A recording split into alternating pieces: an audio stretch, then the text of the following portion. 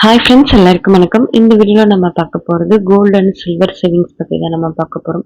So எந்த வழியிலலாம் நம்ம gold and silver சேமிக்க முடியும், அமௌண்ட் எப்படி மிச்சப்படுத்தலாம் அப்படின்னு தான் இந்த வீடியோவில் நான் எக்ஸ்பிளைன் பண்ணியிருக்கேன். நான் வீடியோ எடுத்த அன்னைக்கு கோல்டு ரேட் பார்த்தீங்கன்னா 9355 ரூபாய். நீங்கள் தங்கமாவது வெள்ளியாவது சேமிக்க ஆரம்பிக்கும் போது இப்படி சேமிக்கலாம்னு சொல்லிட்டு பிளான் பண்ணிட்டு ஆரம்பிச்சிங்கன்னா உங்களுக்கு அமௌண்ட்டும் கொஞ்சம் மிச்சப்படுற மாதிரி இருக்கும். நம்ம இந்த சேவிங்ஸ்ல தங்கம் வெள்ளி மட்டும் சேவ் பண்ண போறதில்ல, நமக்கு ஒரு அமௌண்ட்டும் மிச்சப்பட போகுது. ஸோ அதை தான் நம்ம எப்படின்னு இதில் பார்க்க போகிறோம். இப்போ கோல்டு ஜுவல்லரி நீங்கள் வாங்குறதுக்கு பிளான் பண்ணிட்டீங்கன்னா அதை மேக்ஸிமம் நம்ம கோல்டு சீட்டாகவே நம்ம போட ஆரம்பிச்சிடலாம்.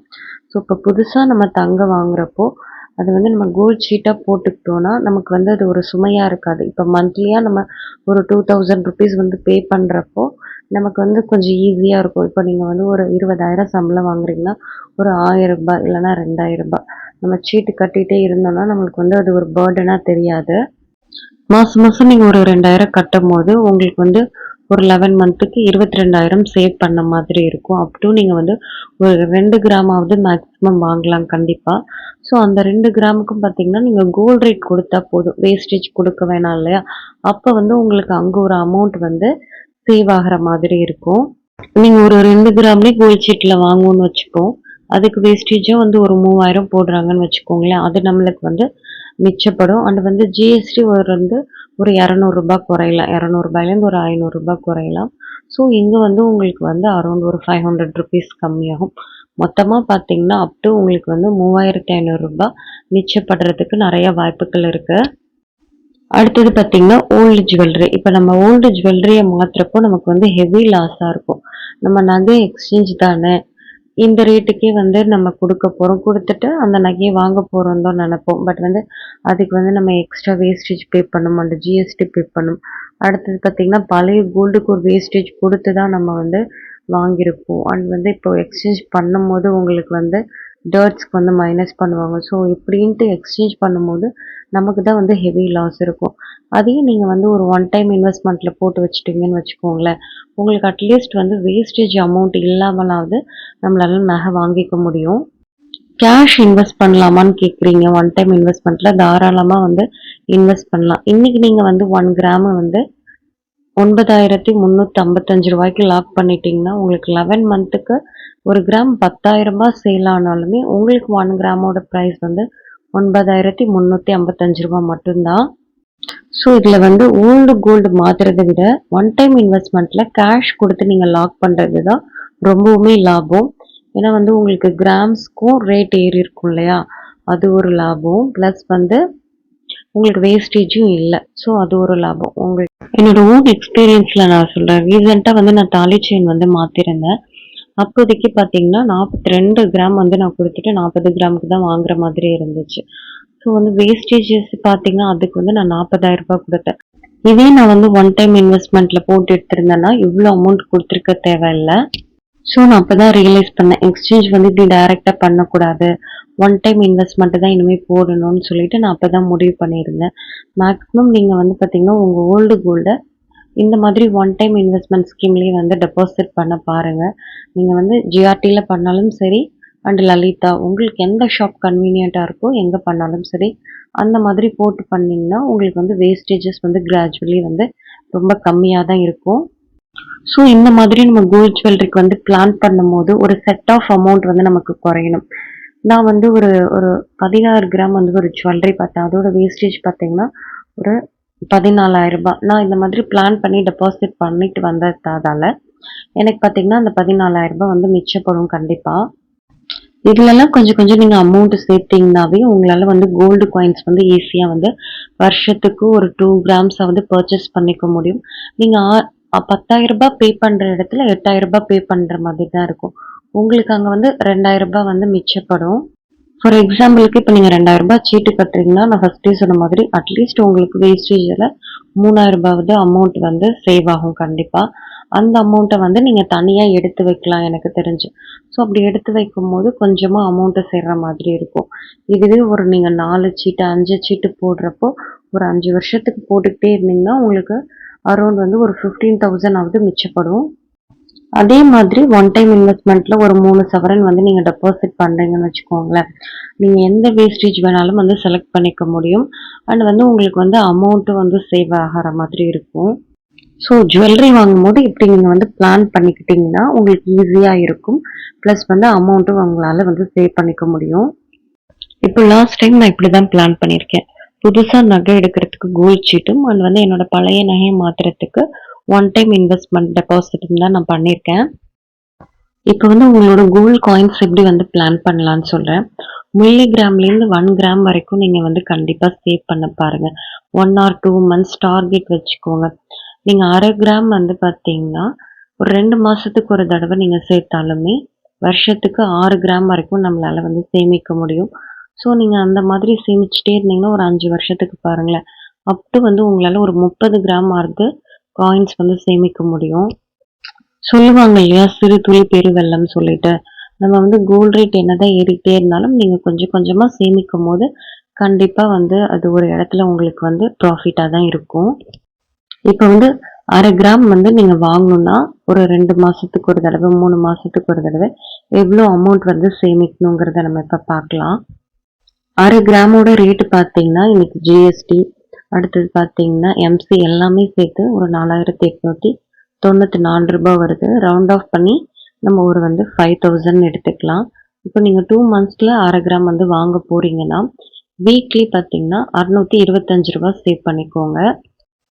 வீக்லி மோஸ்ட்லி வந்து சேவ் பண்ண பாருங்க. ஏன்னா, இந்த வீக்குக்கு இந்த அமௌண்ட்டுன்னு சொல்லிட்டு நம்ம வந்து எடுத்து வச்சுக்க முடியும். 3 மாசத்துக்கு ஒரு தடவை நீங்க வந்து வாங்கலாம் அப்படின்னு நினைச்சீங்கன்னா, வீக்லி ரூ. 460 வந்து நம்ம சேவ் பண்ற மாதிரி இருக்கும். ஸோ ஒரு ஒரு கால்குலேஷன் தான் நான் போட்டு காமிச்சிருக்கேன். ஸோ உங்களால எந்த மாசத்துல எவ்வளோ சேமிக்க முடியுமோ, அந்த அளவுக்கு நம்ம வந்து சேமிச்சுக்கலாம். இப்ப பார்த்தீங்கன்னா, நான் இந்த மந்த்துக்கு ஒரு 1/2 கிராம் காயின் வாங்குறதுக்காக ரூ. 1,500 எடுத்து வச்சிருக்கேன். இது வந்து நான் 3 மாசத்துக்கு ஒரு தடவை வாங்கலான்னு தான் பிளான் பண்ணி, அமௌண்ட் வந்து பார்த்தீங்கன்னா, சேவ் பண்ணிட்டு இருக்கேன். நான் சேவ் பண்ணி முடிச்சுட்டு அண்ட் வாங்கிட்டு எப்படின்ட்டு நான் உங்களுக்கு எக்ஸ்பிளைன் பண்றேன் கண்டிப்பா. நெக்ஸ்ட் பார்த்தீங்கன்னா, டிஜி கோல்ட வந்து நான் இப்போ ஒரு எனக்கு டார்கெட் ஒரு கம்பல்சரி ஆப்ஷனாவே நான் வச்சுக்கிட்டேன். பிகாஸ் வந்து நீங்க அதுல ஈஸியா வந்து சேமிக்க முடியும். உங்ககிட்ட கையில ஒரு ரூ. 500 வந்ததுன்னு வச்சுக்கோங்களேன். அது நீங்க ஒரு கோல்டா சேமிக்கணும்னா, இந்த டிஜி கோல்டு வந்து உங்களுக்கு கண்டிப்பா ஹெல்ப்ஃபுல்லா இருக்கும். ஸோ இதுல நகை வாங்கும்போது நம்ம எக்ஸ்ட்ரா பே பண்ணும்போது வேஸ்டேஜஸ்லாம் குடுக்குற மாதிரி இருக்கும். இதே நீங்க வந்து இத நம்ம காயினா தான் வாங்கணும்னு டார்கெட் பண்ணி சேவ் பண்ணும்போது, ஒரு 3% குடுத்தா போதும். நீங்க இப்போ வந்து உங்களோட டிஜி கோல்ட்ல டார்கெட்டா ஒரு 3 கிராம் சேர்த்துட்டு, அந்த 3 கிராமுக்கு வந்து நீங்க கோல்டு காயின் வாங்கிக்க முடியும். நம்மளால வந்து டெய்லியும் சேமிக்க முடியலனாலும், அப்பப்ப ஏதாவது ஒரு அமௌண்ட் வந்து நம்ம போட்டு வச்சுக்கலாம். நானுமே என் கையில கிடைக்கிற ரூ. 1000 இல்ல ரூ. 500 அப்படிதான் சேவ் பண்றேன். என்னால வந்து டெய்லி ₹100 போட முடியல கன்டினியூஸா. ஸோ நம்ம கையில் கிடைக்கிற அமௌண்ட் அப்பப்போ அட்லீஸ்ட் நீங்க வந்து ஒரு 11 மந்த்துக்கு ஒரு 10,000 நம்மளால கண்டிப்பா சேமிக்க முடியும். அப்படி நீங்க சேவ் பண்ணும்போது 1 கிராம் அட்லீஸ்ட் நம்மளால கண்டிப்பா வாங்க முடியும். உங்களோட கோல்டு சேவிங்ஸை இப்படி நீங்க பிளான் பண்ணிக்கிட்டீங்கன்னா, உங்களுக்கு அமௌண்ட் அண்ட் வந்து கிராம்ஸும் வந்து சேர்றதுக்கு நிறைய வாய்ப்புகள் இருக்கு. நெக்ஸ்ட் பார்த்தீங்கன்னா, நம்ம ஒரு சில்வர் சேவிங்ஸை பார்க்கலாம். சில்வர் சேவிங்ஸ் வந்து நமக்கு ரீசேல் வேல்யூ கம்மி அண்ட் வந்து பார்த்தீங்கன்னா, எக்ஸ்சேஞ்சில் 1% வந்து மைனஸ் பண்ணுவாங்க. ஸோ இப்படிப்பட்ட இஷ்யூஸ் இருந்தாலுமே உங்களுக்கு ஒரு அது கொஞ்சமாவது லாபம் தரும். அது எப்படின்னு நான் இதில் எக்ஸ்பிளைன் பண்ணியிருக்கேன். இன்னைக்கு சில்வரோட 1 கிராம் ப்ரைஸ் பார்த்தீங்கன்னா ரூ. 130. இது வந்து அதிக கிராம் வந்து நம்மளால வாங்க முடியும் கம்மி அமௌண்ட்ல.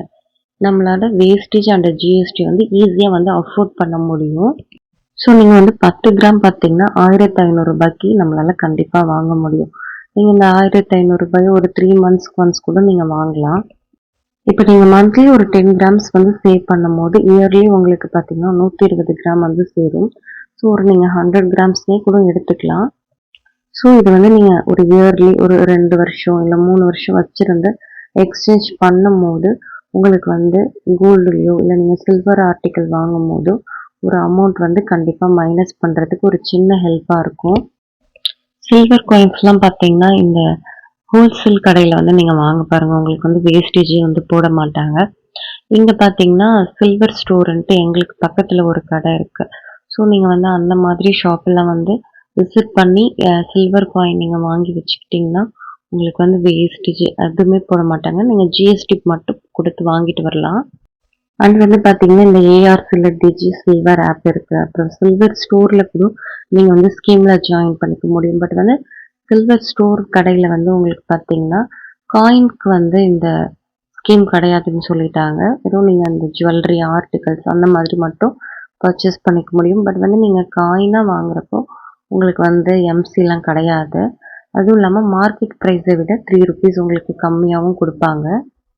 இந்த சில்வர் ஸ்டோர் பார்த்தீங்கன்னா, வளசரவாக்கத்துல இருக்கு. நீங்க வேணா ஒரு டைம் வேணா விசிட் பண்ணி கூட பார்த்துக்கலாம்.